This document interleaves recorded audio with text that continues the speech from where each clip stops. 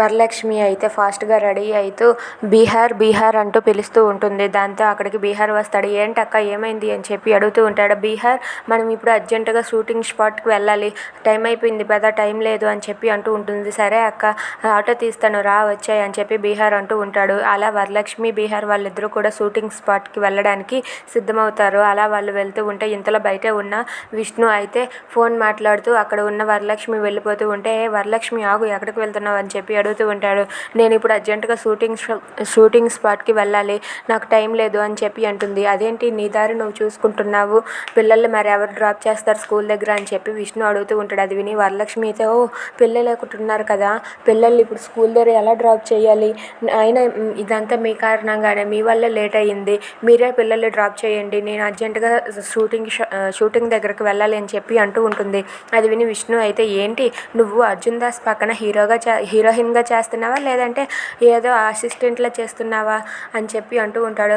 దానికి ఎందుకు మీరు అంతలా వెక్కిరిస్తున్నారు అని చెప్పి వరలక్ష్మి అంటుంది. దాంతో విష్ణు అయితే అది కాదు, హీరోయిన్ ఎక్కడైనా ఆటోలో వస్తుందా, కనీసం కార్ అయినా సరే పంపించాలి కదా అతను అని చెప్పి అంటూ ఉంటాడు.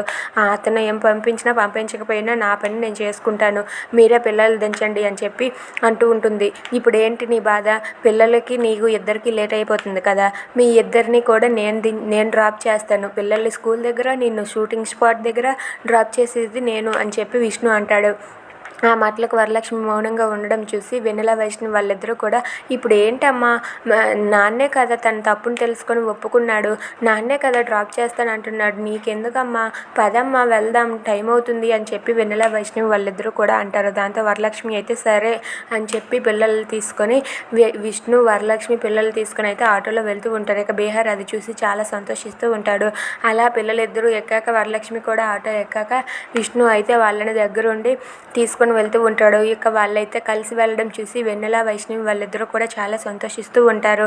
ఇక వరలక్ష్మి విషయంలో విష్ణు అయితే పూర్తిగా మారిపోయినందుకు విష్ణు అయితే చాలా సంతోషిస్తూ వరలక్ష్మితో సరదాగా గడపాలని అనుకుంటూ ఉంటాడు.